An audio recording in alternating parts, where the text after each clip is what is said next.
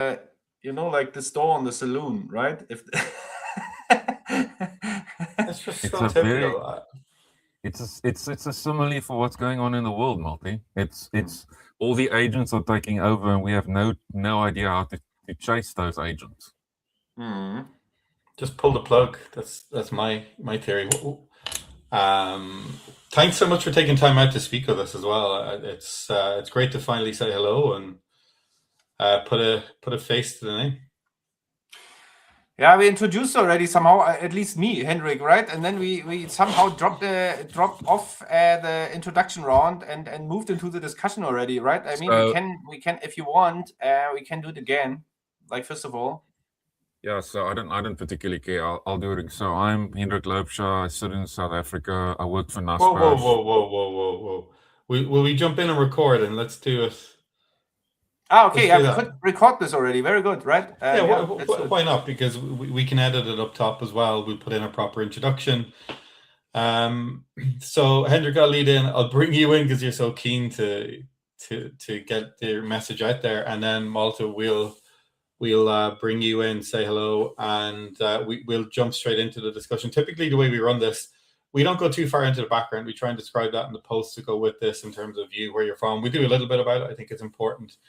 What I'd love to start out with as part of this is the global perspective. Like you're traveling all around the world, and we're going to talk about LLMs and moats and all this kind of good stuff. But I would love you to maybe give us the world view, because we hear a very European view, we hear a North American view, but you're so well traveled in all of this. It would be great to hear what's the world saying, like what are the whispers out there. Hendrik, would you agree it's a nice starting point for us? Yeah, look, I think I have like 0.01 of Malte's international view, so I'm looking forward to hear what he has. So yeah, let's go for it. Amazing. Okay, give me 10 seconds. I'm going to jump in, and then we'll get recording. We'll chat for about 35 minutes, or if we feel like it's going longer, we just run with it. If it comes up short and you feel you need to go get a cocktail in Singapore, we let you go do that as well. Later. Okay, cool. Okay, look, count to 10 in your head, and then I'm going to jump in. Right. Welcome to the Ostrich Report. I am your co-host today, Vinny O'Brien. With me, as always, is my good friend in Cape Town, who's getting ready for spring rugby season, Hendrik Loopsha. Hendrik, say hello to the world. Vinny, very nice to see you, my friend. I'm glad to see you because for the listeners, our dear friend, our Irish friend, has had massive technology issues. I'm telling you because it needs to be known. But Vinny, I don't know what you did, but you've got somebody on today that I've been trying to get to speak to me like for almost a year. So you clearly have a better connection with this gentleman from Europe. Malte, Karsten, how are you, sir? Hey guys, you mean me? Okay, Hendrik, I missed that point. Yeah, basically, the problem is maybe that Vinny is a little bit closer, right? From a Cape Town perspective, that's maybe the thing, and that's why we made it a little bit earlier, right? So basically, yeah, I'm happy to be here and in a suspenseful mood. What is going on here regarding LLMs, AI, and the world? Malte, could you tell people where you are? You've traveled so much, and even trying to get this organized, where you're thinking about time zones and places you're going to be, but maybe let people know where you are today. Yeah, basically today I'm based in Singapore, and the thing is that I'm heading on to Europe already this night, like after the night a little bit in early morning, and because I have some appointments over there. So I'm basically coming from Mumbai, where there's an engagement, actually my most important one, so to say, and trying to push things forward, right, and trying to engage as much as possible. Of course, Europe is, like my base and where my family is situated, and that's why, yeah, I'm a little bit here and there everywhere, and that's my reality, and that's feeling quite normal for me, basically. For the non-eagle-eyed amongst you, that means you're in stealth mode, right? I've seen that on your LinkedIn. You're obviously building something. It's dragging you around the world. One of the things I wanted to kind of just get your opinion on, or maybe you can just enlighten us a little bit, given all this travel, is something I'm calling the continental divide. Myself and Hendrik work a lot in the North American market. I'm coming back into Europe a lot more this year. So is Hendrik. But maybe you can tell us, we're going to talk a little bit about, as you said, the world of AI and everything that's going on. But maybe tell us about this continental divide. What is Europe? What is Southeast Asia thinking about LLMs? Is there a point of view that is strong? Are they reluctant? Or do you see this as a world of opportunity and you're going to press forward regardless? I mean, it's a little bit about noise, right? I mean, or the quality of noise, right? I have to say the noise in North America is the loudest, let's say, if you can say it like this, right? So everything that from an agentic AI perspective is changing is actually somehow happening, obviously, in North America, right? So everything who's engaging and reacting, and we come to that point maybe later, that's maybe a North American thing. It's maybe driven a little bit by the sentiment, actually, right? I mean, you have those big players over there. They need to have that noise, like to benefit a little bit from the sentiment, right? Basically, yeah, you've seen that maybe in the news.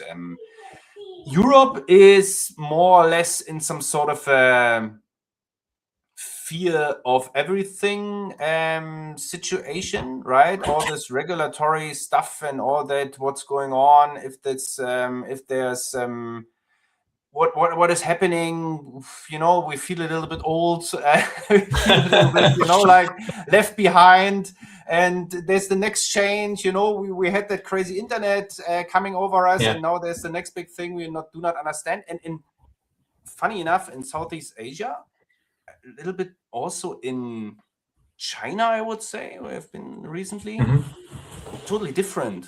This is like the normal, usual, like the logical next step is simply coming, right? I mean, it's so obvious, it's so clear. I mean, it's also a little bit, the sentiment is maybe a little bit different and more open. Yeah, maybe you can say it like this. Yeah, I mean, if you approach Shanghai actually, and you enter a self-driving car or self-driving bus, and then head somewhere, and it's a different perspective on those things, right? But no one in, for example, Singapore or Indonesia would say there's a crazy thing called agentic AI coming. What is that doing to me or something, right? That's not the kind of perspective we're seeing. That's much more open-minded perspective, and basically normally coming next steps, right? One after another. So you said something interesting. I think it was the first sentence you said. It's the quality of noise. So you, who is in build mode, I don't want to ask you about your idea. I think that would be just too rude. I want to ask you about how do you distill that quality of noise? How do you figure out what's worth taking from the US market? And I fully get that. I think the sentiment is linked to the stock market, which is linked to 401k and how people are going to retire, and right now that's in flux. So people are really trying to figure out how do we do really well in the short term to make the long term a little bit easier to swallow. In Europe, that reluctance, which is probably shared in South Africa as well, Hendrik, I think is a cultural thing, right? And now geopolitics is, it's playing into it, because there's going to be this standoff. So we've got to find ourselves somewhere in the middle. So how do you, as someone who's getting into build mode, who's saying, despite my age, despite my fear of becoming obsolete in this world, what's it doing for you, and how you take quality of noise, and what do you say is good quality versus not so good? Loads of questions there, not just one. Yeah, lots of questions. I mean, like I talked before with Hendrik already, right? I mean, the thing is, for me, the perspective is already, like skipping a little bit the actual noisy environment, right? I mean, the things that are actually going on for me are quite, like clear and quite anticipatable. There's nothing about it, right? It's too much logic in it that things will change now on the, like short-term, mid-term, significantly when it comes to the intake of agentic AI. And that's clear. That's coming. So there are different reactions and there's different action actually taking place. But what I'm more interested in is what's coming beyond. What's next after? Okay, is everything okay? Yes. Yeah. Mhm. Okay, it was a little bit stuck, but was Frozen okay, for a right? minute, but continue. Keep moving. Okay. What I'm interested in is what's next and what's beyond. What's after that actual, like noisy environment or that actual agentic AI. That's what I'm interested in. So clearly, I mean, am I? There was a Okay, freeze, but it's okay. We'll just edit can that.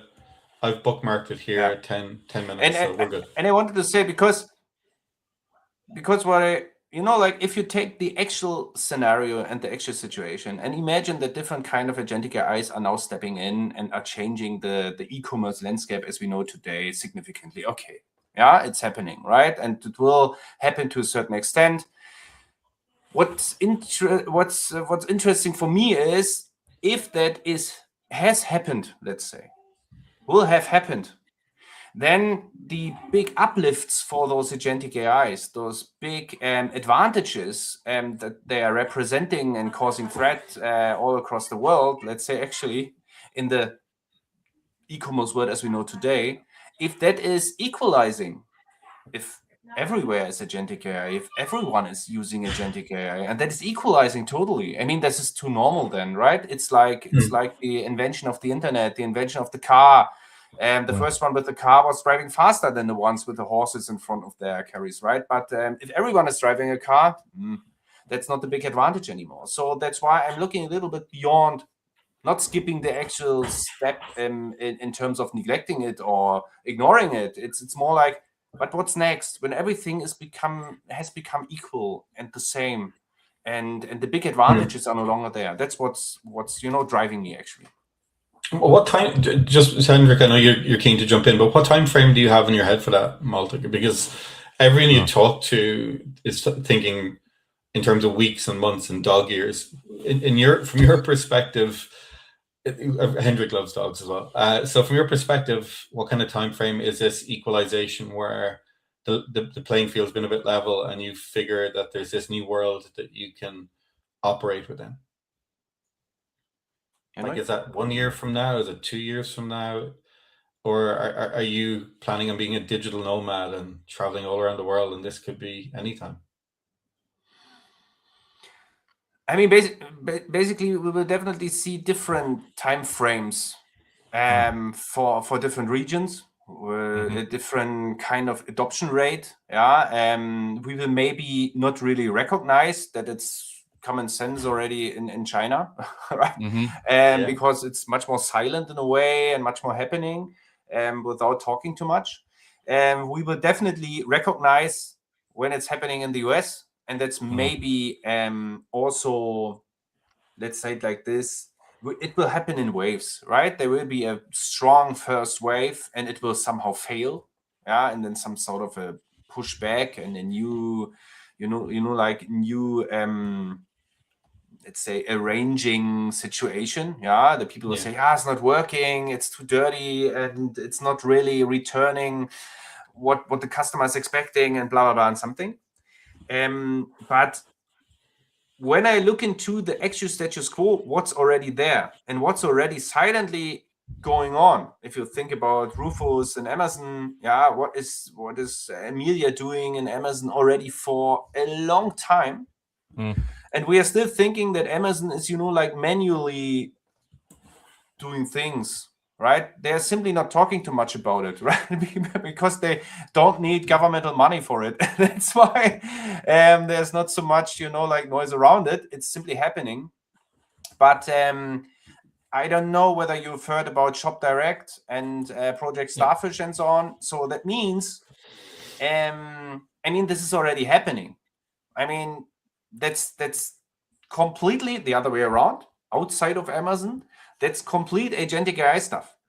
So it's happening. So are we concerned about? Yes, it's not okay, and blah blah something. But from a technical perspective, we're already there somehow, because it does not require too much. Yeah, it's simply find the best stuff according to his KPI set. Yeah, that's basically what it is. So a little bit, you all remember, or I mean, you're all facing when you're using an AI today. Okay, yeah, if your prompt is not right, or if something is not really clear, then you are, like freaking out maybe sometimes because crazy replies are showing up. Yeah. That might be the case, yes. But that's not a matter of years, right? That's not a matter now of more than 2 years until we come to a point when we say, yeah, okay, it's not part of everything. It's not part of the story. Main question, we should come to this maybe later. Main question is now, who's benefiting from it the most? Yeah, going forward. How much is Amazon still benefiting it, or platforms? Are still benefiting from the, let's say, order journey or from the e-commerce as such. But we will see in arm length, we will see some sort of a silent inflow, a silent intake, a silent change. And then we come to the point where we ask, okay, it was not that crazy as we thought, but what's next? Hendrik, I want to bring you in here. So I think what Malte is saying is what I'm seeing, in the sense that, for me, the biggest news that no one's going to talk about in the West is Alibaba's Quinn basically being downloaded 1 billion times, and that was news 4 days ago. In the West, I can tell you now, nobody's going to lift an eyelid about that because it's from China. I think the one thing that Malte has said, which I think is the biggest, like for me, from a second order impact situation, for me, the big question is, if you have to put, the continents, together and say, okay, so who's going to be where? I think it's pretty clear that Africa and Latin America are going to be the last adopters of this. And I think what we will see is that the giant superpowers, China and the US, this is essentially going to be like the Cold War, in the sense that this is something that no one wants to lose or win. But I wanted to go back to something that Malte said, which for me is really interesting. What is after agentic commerce? Because at a macro level, the one thing that I'm thinking about by myself, and I don't talk about it because I think we have a security problem. I think we have a ginormous challenge coming to infrastructure for e-commerce, because you have all this autonomous situations happening, and you're going to need autonomous bots and all those other things to ensure that infrastructure doesn't get hammered. For me, the one thing that happened that I was thinking about while he was talking was, the article, the big story that Claude said that, they saw for the first time a bot-based attack on infrastructure from a hacking situation. The thing is, if I have to summarize what I heard from Malte, it's linear growth that we knew in the last 15 years has gone. That's not going to be seen ever again. You're going to now have these massive platforms that have platform scale advantages growing faster because they have access to data, they have access to capital. And I think the only company that could potentially be like the anti-platform is OpenAI. Everybody else just does not have enough money. This is going to benefit the large. It's going to benefit the ones who have the most access to infrastructure and cloud and all that stuff. But that for me is what I'm hearing from somebody that's sitting in Singapore and has seen a bunch of things. I will also just make mention that we're at almost the end of Jan. I saw in the middle of December the Indian government doing something that no other nation has done, and that is said that, let's test AI commerce in our country with a payment gateway that we own, so that we can see how this works. The thing is that you need guardrails, Vinny. And what Malte has explained is that the guardrails are available in certain places. Hello, Europe. But in some places, the speed of innovation, like China and the US, and I think certain parts of Europe, this is being hampered by regulation. It doesn't make it doesn't give it it's right or wrong. I just think it's a fact, and that is the challenge that is going to become a bigger challenge, because you're gonna have people sitting in other parts of the world wanting access. For me, the best example of what Malte explained is I wanted to see the new open new ChatGPT Go. I basically got a big fat message across my screen that says, "This is only available to US customers. Please sign up, and we'll let you know when it's arrived." That for me is the code word that's never getting out of the US. Deal with it.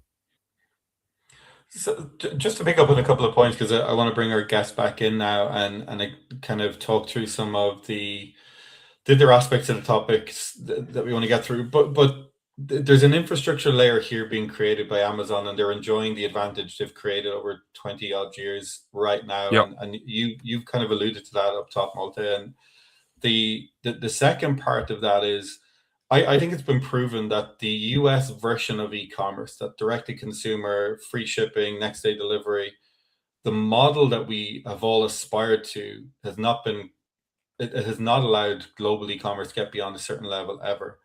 What I'm interested in is, can we design country-specific ways to deliver the overall proposition of commerce, speed it up through the agentic layer that's going to be put into all of this. But then you have Amazon on the other side with something like Project Starfish, and they're going to say, we want to control supply chain. And the supply chain is not necessarily the product supply chain, but where data starts and ends. And, all of the news about AI and where the bottlenecks are going to be, everything is focused on trying to solve that bottleneck. Amazon are using their scale to control that at source. And that is something that you kind of come in with, something you'd like to talk to us about a little bit, Malte. Frida Hendrick's dog clearly disagrees with me. Totally. I'd love just to hear your take on that. Like, where are Amazon going with Starfish? What is this competitive advantage you're trying to gain? We all hear about moats all the time. I'd love to hear where you feel it's landing right now. I mean, let's go one step back, right? I mean, Amazon, agentic, or let's say even one more step back, replying to what Hendrik said, and what I think it was about what Hendrik said. Indeed, agentic AI has stepped in years ago. Let's say it like this. It's a development. The only thing that's new is the noise that OpenAI brought in to collect that tremendous amount of money, right? I mean, that's the only thing that's new. When ChatGPT went live, and I mean that was a buzz, like, I don't know, can't remember, like the first Beatles album or whatsoever, right? So that is, like, from a marketing perspective, that is the only change. Yeah, so many different companies across the globe were already working on something sophisticated. But OpenAI said, okay, let's change the complete perspective on that bloody tech topic no one is interested in, and let's create some buzz, some noise, some fears, some whatsoever. That's the only thing that changed roughly 1 year ago, November 23 or something. I don't know, 24, yep, November 23. 24 or something, right? 23. So that was basically the only thing that was significantly changing. The rest is a constant flow of development since, I don't know, the late 90s, right? So, but okay, let's park that one. Next,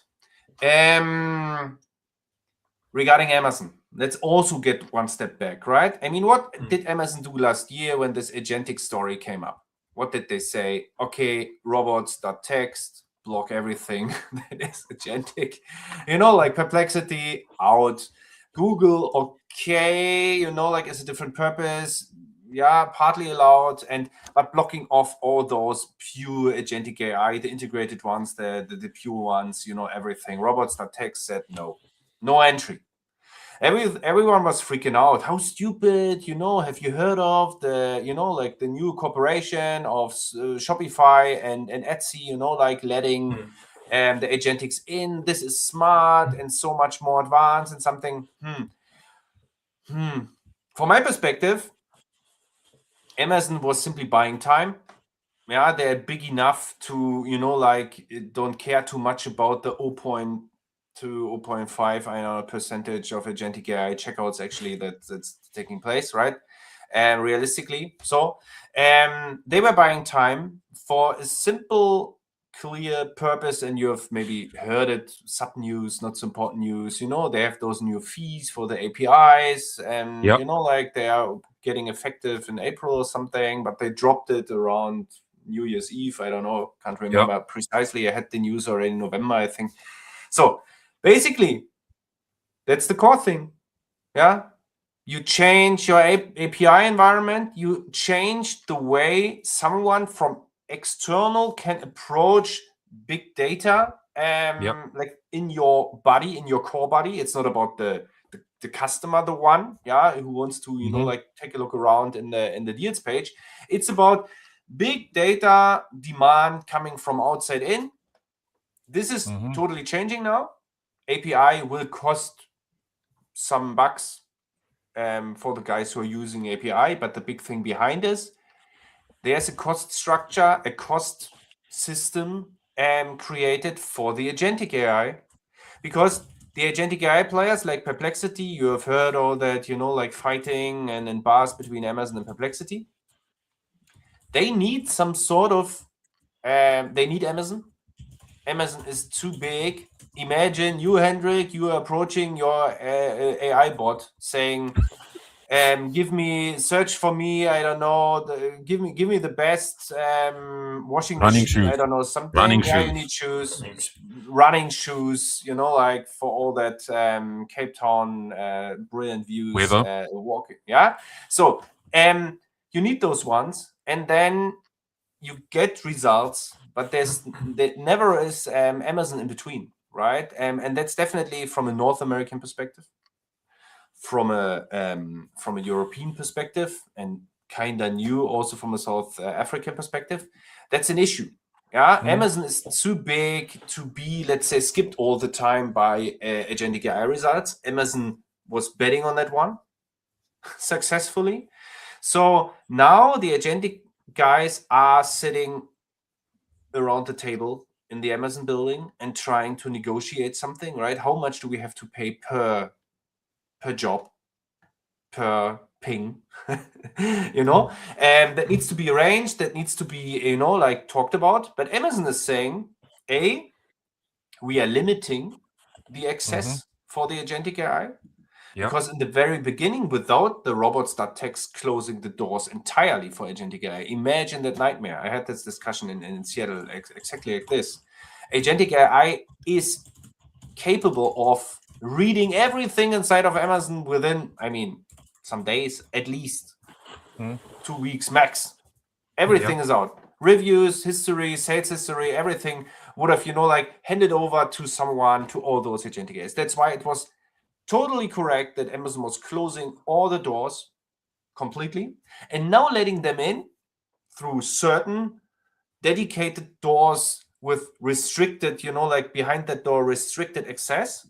Plus, the entry points have some sort of like cash machines where you have to throw in a coin if you would like to enter that limited space right after, like checking. And the funny thing is, Amazon is also has found a survival mode, let's say it like this, for its advertising unit. Because agentic AI is killing advertising. It makes no sense for you to pay for advertising to get better visibility if the agentic AI bot does not care about who paid for something, right? The agentic AI bot is capable of going through all 50 or 500 pages of the SERP, and that's not, like a human being is only capable of the first page without scrolling, right? So that's why advertising is on the, like somehow it's, for me, it was the most important thing. Now, if Amazon is saying, this is the door, you have to go through Perplexity bot, and after, behind that door, we are presenting you the best shoes. Amazon is presenting the best shoes behind that door. That is my selection. That is what I can offer you. And out of that selection, make your choice, right? This is this limitation thing. So Amazon can still, like ask the audience, the seller audience, if you would be part of that selection I'm offering to the agentic AI bot when he's showing up, then you have to pay. That's PPC, right? That's basically, that's like so many different things Amazon had to think about and had to arrange in their heads. And from my perspective, it looks quite promising. And it's not really changed by the big engagement of Walmart that they've, NRF, where they dropped that engagement regarding agentic with Google and blah, blah, and something, and definitely for more to come. For me, as I said to Henrik before already, this is showing weakness. Yeah, what Etsy did, Shopify did, Walmart now has done, it's showing somehow, to me, it's showing weakness. If you're not really negotiating, end to end, and trying to keep as much as possible from that entire, order flow, order world in the e-commerce environment, keep it on your end, keep it on your side, all that. I mean, if you think about Amazon going forward, I will basically take from the 5 e-commerce steps, I will basically take the intent step, maybe the first one, right? So, but starting from second step, and that's a little blurry, starting from the second step going forward, Amazon is deciding already and is in the, let's say, in the stewardship somehow. In the Walmart example, Vinny, come on. No, it's just a question because I have two of the biggest brains surrounding Amazon in front of me. So I want to try and make sure I get all the questions out that I can think of. But is this Amazon sweating an existing asset? Is this AWS flexing its muscle again? Or is this going to be classified as new revenue? One of the things in the earnings calls that started happening late last year was all e-commerce GMV was now called agentic GMV. And it's almost like you're feeling that this is the death of e-commerce as we know it, because it's now just going to be classified as AI revenue. But my fundamental question is this AWS sweating itself and saying there's this brilliant flywheel, there's this brilliant ecosystem we already have and we're getting so much revenue out of that when we renegotiate on API access and the costs associated with it, it's just flexing that muscle a little bit more. And the ads at the other end of it is going to be that extension. That's kind of my first part to it. And then how has the response been? You've said it's kind of shown weakness. How has the response been in the overall market? I mean, Shopify, they never do anything with Europe. I mean, if you're a European seller that's reliant on Shopify and their AI layer to grow your business, Hendrik's laugh says it all. But they neglect Europe all the time. It just they pick up revenue just because they can, I guess. But yeah, they can. So I just want to ask that first question: Is it flexing a muscle they know already works and that they're going to be able to squeeze loads out of it? So what I heard from Malte was a few things. So let's start at the top. This is Amazon doing what it's always done, and that is that they manage supply and demand. What Malte is essentially, what he described is, we will pick who we will be making kings and queens in our ecosystem. It's not going to be a third-party bot. Just get that.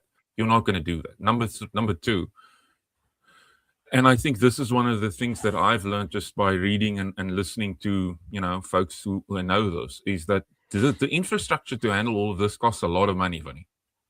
So if you want the access to the entire ecosystem, you're going to pay for this. One of the things that I continue to believe that people misunderstood is, and I've watched and followed Amazon for close on 20 years.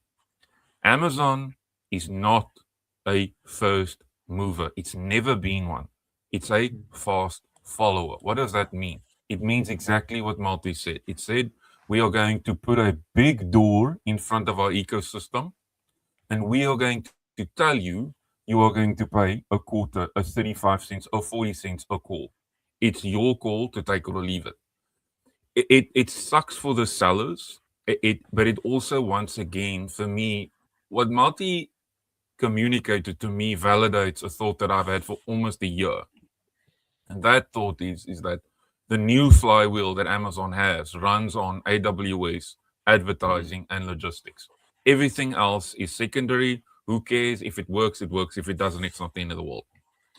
Can I just pause you there because there's just something I want the two of you to answer here.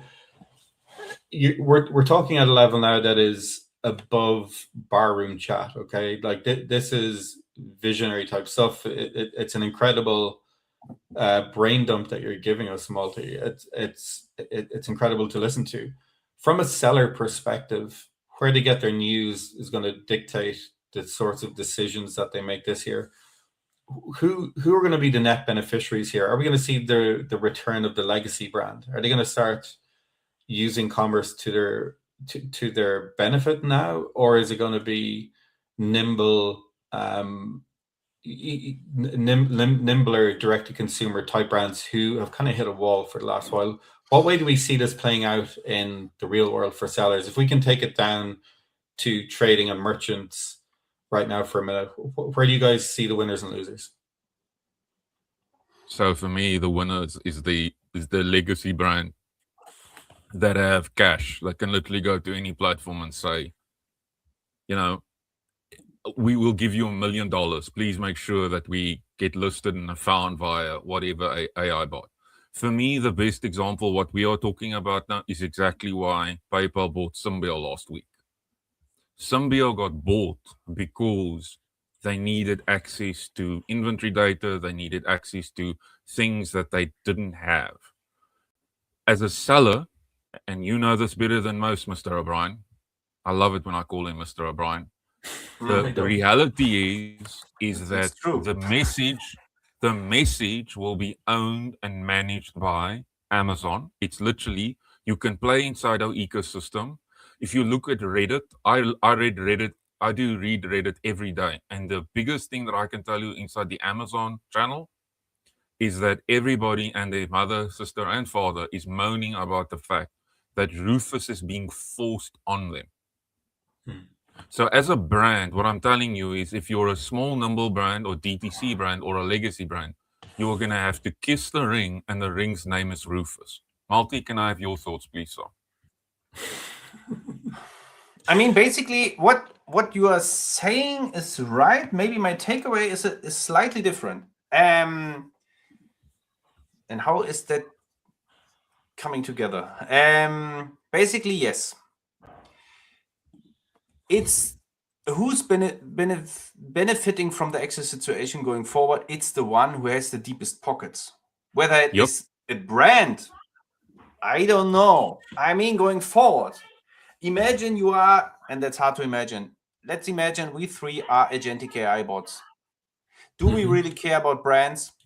Do we really care about legacy, about that was always good, or my mother already loved Miele or something, An AI bot great brand. It's a great brand. Has a KPI set, has some sort of, has to rely on something, on certain information, but basically does not care too much about the brand. So what we are seeing is, you've maybe seen the data, not 45% in was it 2030, I think, in 2030. Not in the US, 275 million customers, and I can't repeat the number exactly, but it was a little bit less than 50% will be agentic AI checkouts, let's say, right? Or the customers appearing, right? So that's the one thing.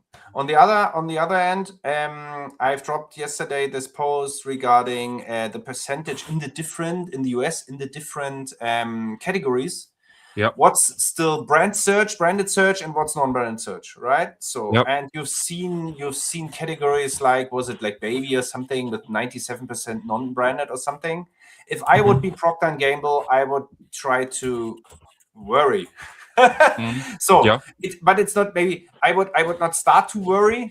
I would definitely, I mean, it's too late to start worrying, and that should have happened much earlier. So the thing is, still, the best-selling brands are those ones, and that's what's right in the stuff that you said, Henrik. Right? It's still the biggest brands who can adopt and arrange, and have the deepest pockets, and can pay for the best spots on top. When it comes to advertising and so on and so on. So they can arrange, but it's no longer because it's a Procter & Gamble brand, the offer.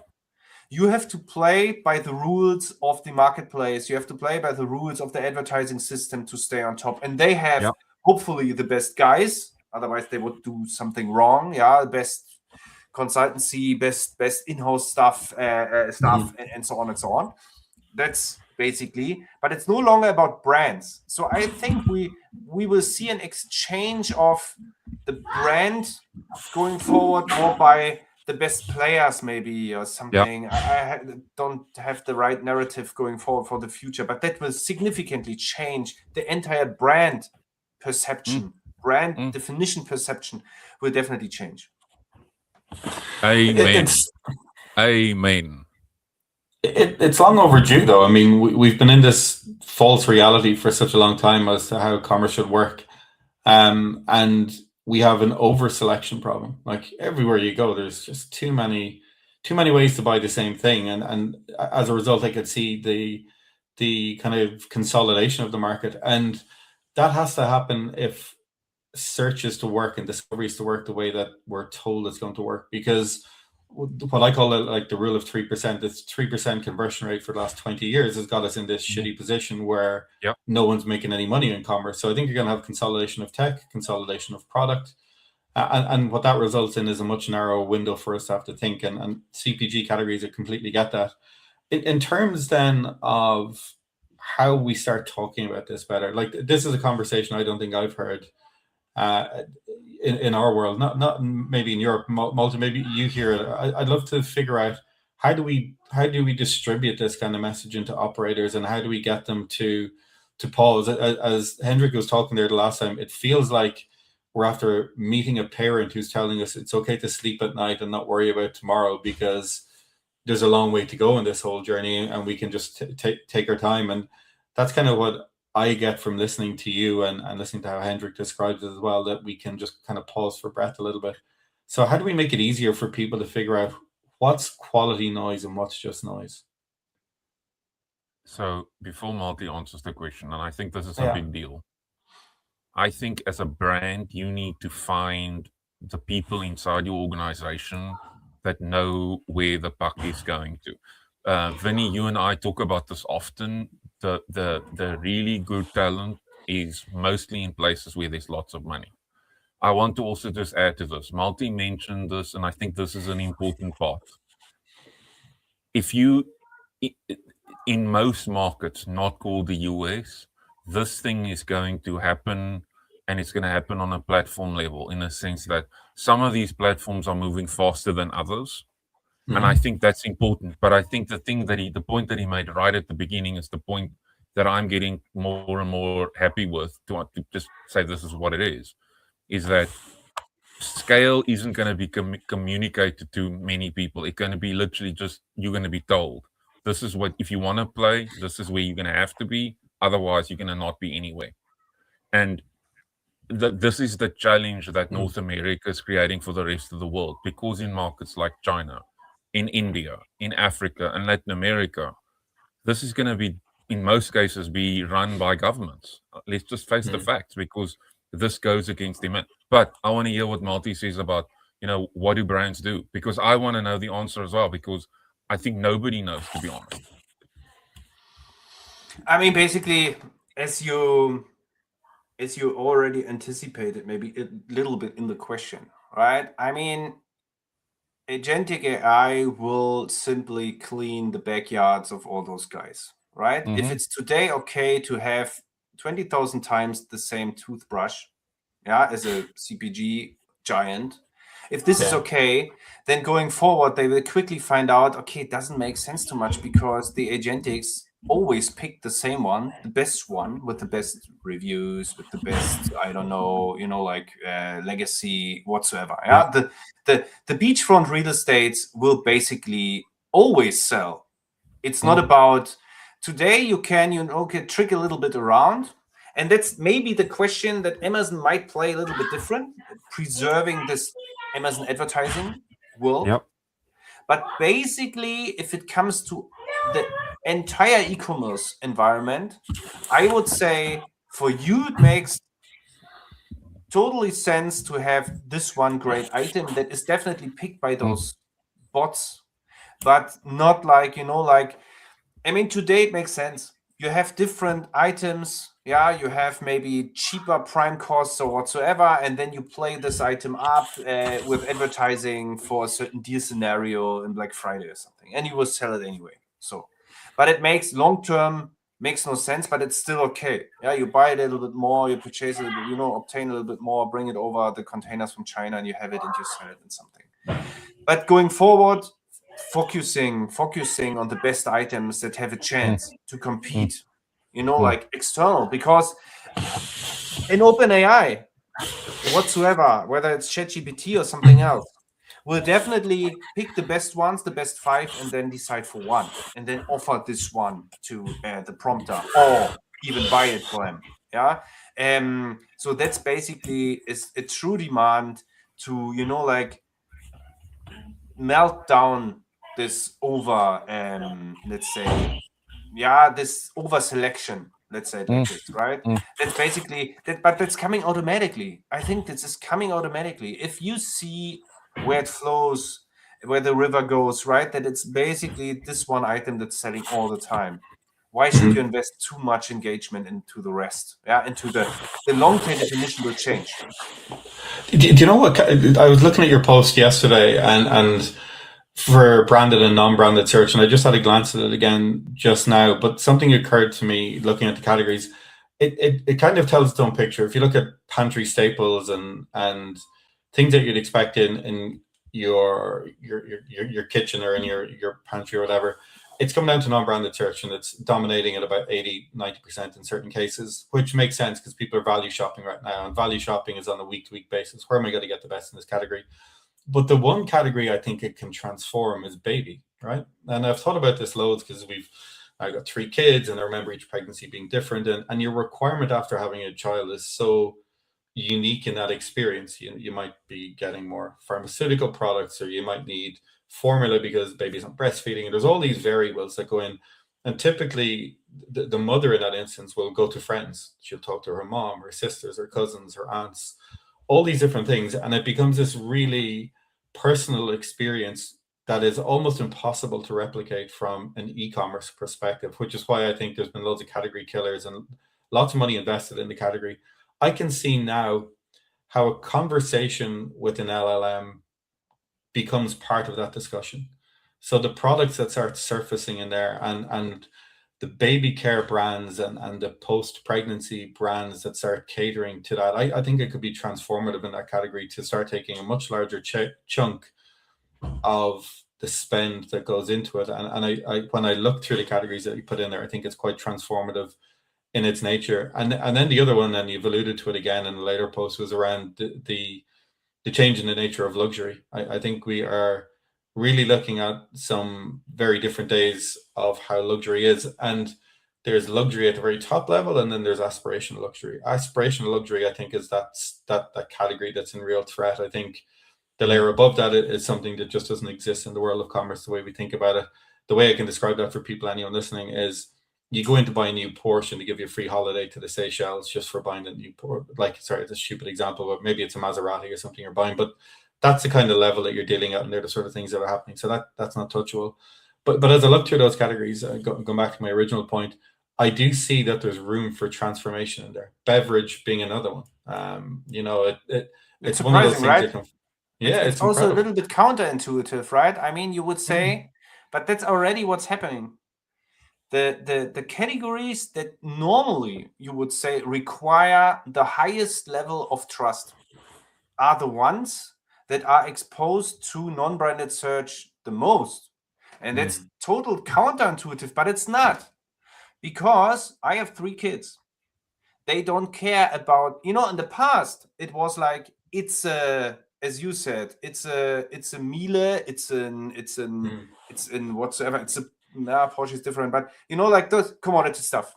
It's a Miele, it must be working.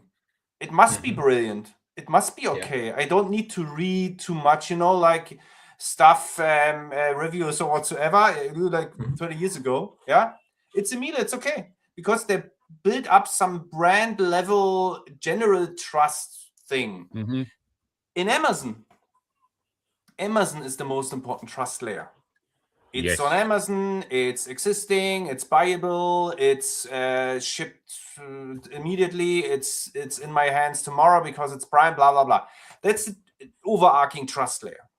Yep. Underneath, for my Chaos. son, for my daughter, it does not matter too much how the brand is named. I'm looking like an agentic AI. I'm looking for the best thing. And reviews already replaced the brand. That's what you said already, Vinny. Reviews already replaced like personal relationship. I would also, like compound into reviews. Yeah. Asking your friends or whatsoever. So the review layer within an overarching Amazon trust layer, let's say, the review layer has become the most important layer and not the brand name. And that's why non-branded search might end up most of the time with P&G products. Okay, because they're doing a great job, but not because of the P&G narrative on top. Just because of, they represented the best, enhanced brand content, pictures, videos, explanation, exactly, like meeting the customer, where the questions are, blah, blah, blah. They have experience, they have money, they have, like they can do it. Deepest pockets. And now we are, like closing the circle. It's all about the deepest pockets. If you allocate that deep pocket, content or like ingredients perfectly into right decisions, right? I mean, that's not natural. But I think it's a great point to bring it all back around, because we talked a little bit about talent, not much, but something that's on my mind loads. But the large retailers have been busy bringing talent in-house to make use of how AI is going to benefit them. They're not trying to buy agency talent for this, which I think is a bit of a shift. That's kind of like early 2000s mentality, which I think is interesting. And I'll be watching to see the brands benefit there.